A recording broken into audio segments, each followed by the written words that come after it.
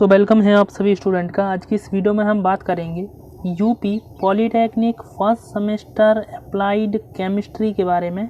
Student ज़रा ध्यान दीजिएगा। तो जितने भी स्टूडेंट पॉलीटेक्निक के हैं, यूपी पॉलीटेक्निक, जिनमें अप्लाइड केमिस्ट्री का चैप्टर नंबर 2 है, इससे जितने भी मोस्ट इम्पोर्टेंट क्वेश्चन बनेंगे आज की इस वीडियो में डिस्कस करने वाले हैं। इतने मोस्ट इम्पोर्टेंट क्वेश्चन एकदम छांट के लाए हैं जो कि एग्जामिनेशन में फंसेंगे, ज़रूर फंसेंगे, बात ध्यान रखिएगा। इससे पहले वाला चैप्टर है उसके भी हमने मोस्ट इम्पोर्टेंट चैप्टर कंप्लीट करा दिए हैं, वो भी चैनल पर जाके आप देख सकते हैं। चैनल पर काफ़ी ज़्यादा अपलोडेड वीडियो हैं, वहाँ से आप जाकर काफ़ी हेल्प ले सकते हैं। यहाँ पे हम जल का निर्धारण करने वाले हैं कि जल चैप्टर से कौन कौन से मोस्ट इम्पोर्टेंट क्वेश्चन है एंड उनके आंसर भी हम आपको बताएंगे। आप सभी पेन कॉपी लेके बैठ जाइए एंड जो भी क्वेश्चन बता रहे हैं उनको लिखते चलिए, क्योंकि ये बहुत इंपॉर्टेंट है एग्ज़ाम्स के लिए। आप ये मन समझिएगा कि 1 मंथ एग्ज़ाम्स का यदि आप डिवाइड करेंगे अपने सब्जेक्ट को, तो 1 मंथ में आप ये डिसाइड कीजिए एक सब्जेक्ट के लिए कितने दिन आ रहे हैं। इससे आपको पता चल जाएगा कि 1 मंथ भी हमारे लिए कम है। तो इसीलिए अपनी तैयारी को बरकरार रखिएगा। तो आज की इस वीडियो को स्टार्ट करते हैं। चैनल पर जो लोग पहली बार आते हैं वो सब्सक्राइब करके अभी जुड़ जाएगा। हम पे बात करते हैं। क्वेश्चन नंबर पहला है जल चैप्टर से क्वेश्चन नंबर पहला है VOD एवं COD को परिभाषित कीजिए। ये होता है बायोलॉजिकल ऑक्सीजन डिमांड, ये होता है केमिकल ऑक्सीजन डिमांड।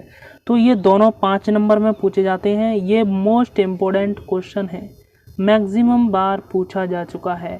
तो यहाँ पे ध्यान दीजिएगा। इसके आंसर की ओर चलते हैं कि क्या चीज़ होता है। सबसे पहले हम जानेंगे यहाँ पे BOD को, यानी कि जैव oxygen demand, biological oxygen demand. यहाँ पे देखिए, जल में उपस्थित सूक्ष्म जीव जल में विलेय ऑक्सीजन का उपयोग कर जल के कार्बनिक पदार्थों को खनिज पदार्थों में ऑक्सीकरण करता है। जो कार्बनिक पदार्थ होते हैं उन्हें कन्वर्ट, यानी कि खनिज पदार्थ में क्या कर देता है, ऑक्सीकृत कर देता है। यहाँ पर ध्यान दीजिए। इससे जल प्रदूषण क्या हो जाता है, कम हो जाता है। जल के नमूनों में विद्यमान कार्बनिक पदार्थों का सूक्ष्म जीवों द्वारा 20 डिग्री सेल्सियस पर 5 दिन में पूर्ण ऑक्सीकरण करने के लिए ऑक्सीजन की जितनी मात्रा की आवश्यकता होती है उसे हम जैव ऑक्सीजन मांग, बायोलॉजिकल ऑक्सीजन डिमांड, BOD कहते हैं। इतनी परिभाषा याद कर लीजिएगा। ये आपके 2 नंबर में बन गया। अब 2 नंबर में ये बन गया, 2 या 2.5 नंबर में मान लीजिए, क्योंकि ये दोनों क्वेश्चन मिला के 5 नंबर का ही आता है। अब यहाँ पे देखिएगा, रासायनिक ऑक्सीजन मांग यानी कि केमिकल ऑक्सीजन डिमांड। ये क्या होता है, ऑक्सीजन की वह मात्रा जो जल में विद्यमान कार्बनिक एवं अकार्बनिक पदार्थों के पूर्ण ऑक्सीकरण से हेतु आवश्यक होती है। रासायनिक ऑक्सीजन मांग COD केमिकल ऑक्सीजन डिमांड कहलाती है। इसे मिलीग्राम प्रति लीटर जल द्वारा व्यक्त करते हैं। यहाँ पे ध्यान दीजिएगा कि आप लोग कहते हैं हमारे नंबर कट जाते हैं, वो नंबर इसी वजह से कट जाते हैं। कुछ हेडिंगें होती हैं, उन हेडिंगों को यदि आप हिंदी एंड इंग्लिश दोनों में लिखेंगे तो डेफिनेटली एग्जामिनर आपको बहुत अच्छी तरीके से नंबर देगा, क्योंकि आपने हेडिंग जो लिखी है वो अच्छी तरीके से हिंदी में लिखी है एंड उसे इंग्लिश में भी बताया है।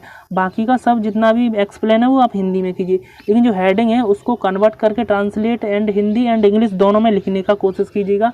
आपको अच्छी तरीके से नंबर मिलेगा, वरना आपका 1 या आधा नंबर इसी में काट लेते हैं एग्जामिनर। फिर आप कहते हो हम पूरा क्वेश्चन करके आए थे लेकिन नंबर सही से नहीं मिले। वो यही रीज़न होता है, आप समझ लीजिएगा एनी स्टूडेंट। अगला क्वेश्चन की तरफ देखते हैं। अगला क्या क्वेश्चन है। अगला यहाँ पे क्वेश्चन जरा ध्यान दीजिएगा। नगर पालिका अपशिष्ट जल के उपचार की विवेचना कीजिए। नगर पालिका का जो अपशिष्ट जल के विवेचना, ये क्वेश्चन नंबर बहुत बार पूछा जा चुका है, क्योंकि ये अभी भी एग्जामिनेशन में पूछा जा चुका है। ये तो पिछला सन का दिया हुआ है, यानी कि पुराना, तो अभी भी पूछा जा चुका है। जैसे 2017 में पूछा गया था, उसके अलावा अदर सन में। तो वेरी इंपॉर्टेंट है क्वेश्चन, यहाँ पे ध्यान दीजिए। इसका आंसर आइए देखते हैं। इसका आंसर किस प्रकार से है, नगर पालिका अपशिष्ट जल उपचार। तो इसमें दिया है, नगर पालिकाओं द्वारा जन साधारण को पीने तथा घरेलू कार्यों के लिए आवश्यक जल की पूर्ति की जाती है। पीने योग्य जो पोर्टेबल है पानी में निम्नलिखित मुख्य गुण होने चाहिए, तभी वो पीने योग्य माना जाएगा। ये बात ध्यान दीजिएगा। तो वो कौन से गुण होने चाहिए, सबसे पहले आप एक एक पॉइंट करके लिखिएगा, क्योंकि ये नहीं कि पूरे लाइन में एक जैसे पॉइंट हेडिंग वाइज बना के पॉइंट बना के लिखेंगे। यही सब खेल होता है, क्योंकि आप जानते हैं कि BTUP का जो एग्जामिनेशन होता है उसमें प्लेन पेज की कॉपी मिलती है। तो प्लेन पेज की कॉपी मिलने के बाद उसमें आपको, जैसे ये एक पेज है तो इसमें आपको ऐसे लाइन खींच लेना है, ठीक है। तो उसमें जैसे 1 नंबर 2 नंबर एंड इसमें क्वेश्चन नंबर डाले जाते हैं, तो आप लाइन अच्छे से खींच के तब उसमें एंड प्लेन कॉपी पे लिखने का सीधा सीधा प्रैक्टिस कीजिए। वरना आपने सोचा कि ये लिखते लिखते ऐसे लाइन टेढ़ी चलेगी, यानी वो लाइनर वाली कॉपी नहीं होती। एक बार प्लेन में लिखने का एकदम सीधा आदत डालिएगा। तो क्वेश्चन का पहला पॉइंट है इसका, यानी कि यह स्वच्छ एवं गंधहीन होना चाहिए, यानी जल जो होता है स्वच्छ एवं गंधहीन होना चाहिए, यानी ना ही उसमें किसी प्रकार की गंध हो और वो एकदम साफ या स्वच्छ होना चाहिए। नंबर दूसरा पॉइंट है यह स्वाद में अच्छा होना चाहिए। तीसरा, इसमें रोग उत्पन्न करने वाले जीवाणु नहीं होने चाहिए, वरना वो पीने योग्य वाल नहीं माना जाएगा यदि उसमें जीवाणु हुए तो। इसमें हाइड्रोजन सल्फाइड जैसी आपत्तिजनक घुलित क्या होनी चाहिए, घुलित गैसें नहीं होनी चाहिए, ये बात ध्यान रखना है। 4 पॉइंट है इसमें, आप 4 भी लिखना चाहते हैं या 5वां नहीं लिखना चाहते तो इसे छोड़ दीजिए। इसका बाद जो अच्छा पॉइंट है, क्योंकि आप 5वां नहीं लिखना चाहें तो इसको भी लिख सकते हैं, वरना 6 अगर याद करने की आपकी पावर है तो डेफिनेटली 6, क्योंकि दिन कम है ना, उसी हिसाब से हर एक क्वेश्चन को आपको याद करना है, मोस्ट इम्पोर्टेंट जो भी है। इसका देखिए pH जो है 8 से अधिक नहीं होना चाहिए। नंबर 7वां पॉइंट है यहाँ पे, इसमें धुंधलापन जो है नहीं होना चाहिए, क्योंकि 10 PM से अधिक नहीं होना चाहिए। धुंधलापन तभी तो दिखेगा नहीं।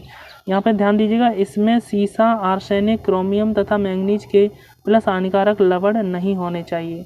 तो मैंगनीज होती है तो यहाँ पे मैंगनीज Mg भी लिख सकते हैं, Mg+, ओके, ये प्लस इसीलिए क्योंकि वो हिंदी में लिख दिया है। तो इसमें 6 पॉइंट, आप 6 में से 5 भी लिख दें तो भी कोई दिक्कत वाली बात नहीं है। ओके, अब चलते हैं अगले क्वेश्चन की तरफ।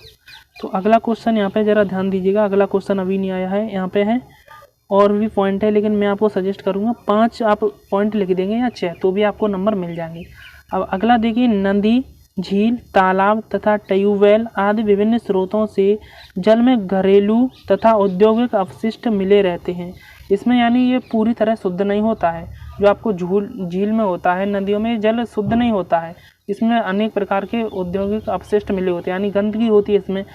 इसको निम्न प्रकार से पीने योग्य बनाया जाता है, यानी कि एक आपने देखा होगा जो स्टेशन होता है प्लेटफॉर्म पे, जो पानी होता है वो नदियों से ही आता है, तो उसको पीने योग्य किस प्रकार से बनाया जाता है, किस प्रकार से कन्वर्ट किया जाता है, उसको कितना प्रोसेस होता है, वो सब इसी तरीके से किया जाता है। तो सबसे पहला है निलंबित अशुद्धियाँ दूर करना। तो निलंबित अशुद्धियाँ दूर करना, ऐसे एक हेडिंग डालेंगे, उसके बाद लिखेंगे कच्चे पानी को सब सछिद्र पदों पर प्रवाहित करके तैरने वाली अशुद्धियाँ पृथक कर लेते हैं। तो पहला पॉइंट कुछ इस प्रकार से लिख लेंगे, ओके। उसके बाद है अवसादन। अवसादन, आप पानी को लगभग 5 मीटर गहरे बड़े बड़े तालाबों में बिना हिलाए 2 से 6 घंटे तक रख देते हैं। निलंबित अशुद्धियाँ नीचे बैठ जाती हैं। ऊपर के स्वच्छ निथरे हुए पानी को पंपों द्वारा दूसरे टैंक में ले जाते हैं। तो इस प्रकार से दूसरा पॉइंट कंप्लीट हुआ। इसमें आपको पॉइंट जो है याद कर लेने, ओके, क्योंकि याद करने, इसमें समझना तो कुछ नहीं है, क्योंकि वो प्रोसेस है एक तरीका का, पानी को साफ करने का एक तरीके का प्रोसेस है। नंबर तीसरा पॉइंट है स्कंदन। स्कंदन यहाँ पे प्राय कोलाइडों अशुद्धियों को स्कंदनकर्ता की सहायता से स्कंदित करने हैं। स्कंदन करने के लिए पानी में साधारणतः फिटकरी, यहाँ पे फिटकरी का ये सूत्र पूरी तरह देखिए लिख नहीं पाया, क्योंकि इसमें प्रिंट सही से नहीं हो पाता है, आप जानते हैं ना, ओके। तो फिटकरी का सूत्र आप अलग से लिख लीजिएगा, यहाँ पे पूरी तरह नहीं लिख पाया। सोडियम एल्यूमिनेट NaAlO तथा फेरस सल्फेट Fe7H2, यहाँ पे HO लिखा है, ओके, डालते हैं यहाँ पे। अगर छानते हैं तो भी क्या जानिए यहाँ पे। अब आता है छानना। तो छानना नंबर 4था पॉइंट है, छानना। अब इसमें फिल्टरेशन, इसमें क्या होता है, इस जल को रेत के छानक पर प्रवाहित करके कोलाइडी पदार्थ तथा अधिकांश जीवाणु पृथक कर दिए जाते हैं। यानी जल को जो है रेत को रखकर उसमें छानते तो उसमें जीवाणु, कई सारे जीवाणु उसमें अलग हो जाते हैं। पृथक का मतलब होता है अलग हो जाना। अब देखिए, प्राप्त जल में क्लोरीन मिलाकर ऊंची टंकियों की सहायता से पाइपों द्वारा सुरक्षित जल प्रयोग हेतु घरों में भेज दिया जाता है। यानी कि वो घरों में भेज दिया जाता है, क्योंकि वह पीने लायक योग्य बनाया जा रहा है उस जल को। नंबर तीसरा पॉइंट इतने, यानी वो जल जो है पीने लायक योग्य बन गया, इसीलिए तो उसे घर में भेज दिया गया।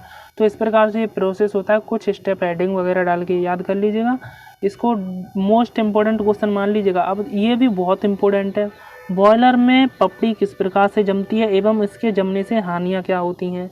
तो पपड़ी किस प्रकार से जमती है वो आप लिख लीजिएगा, ओके, क्योंकि वीडियो थोड़ा ज़्यादा लंबा हो रहा था एंड उसके लिए कई ज़्यादा चीज़ लिखनी पड़ती है, आपको पता होगा, बुक से आप लिख सकते हैं।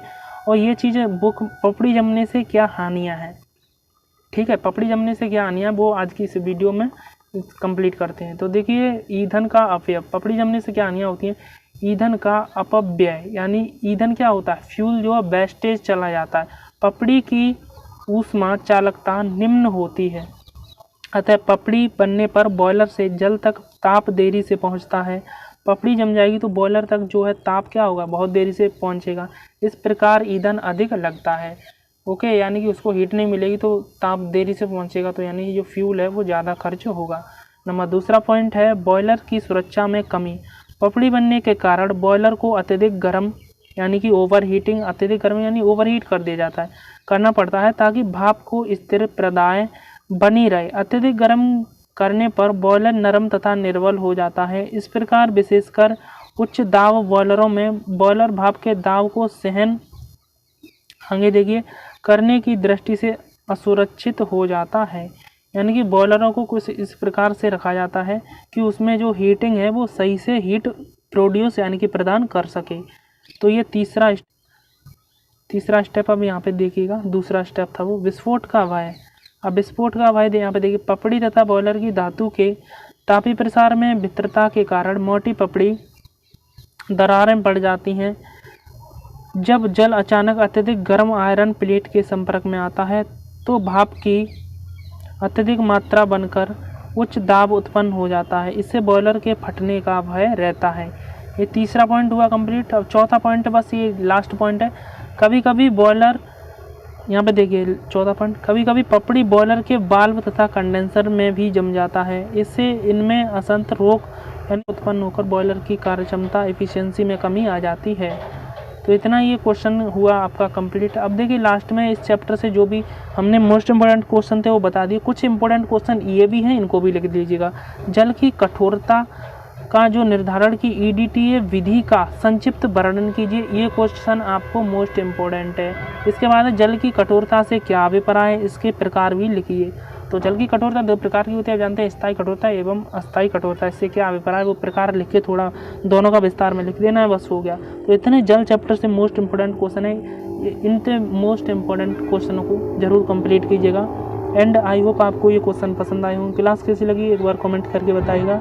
आपका कोई भी क्वेश्चन हो वीडियो के नीचे कमेंट करके पूछ सकते हैं। मिलेंगे आपसे नेक्स्ट वीडियो में, तब तक के लिए tata bye bye, take care.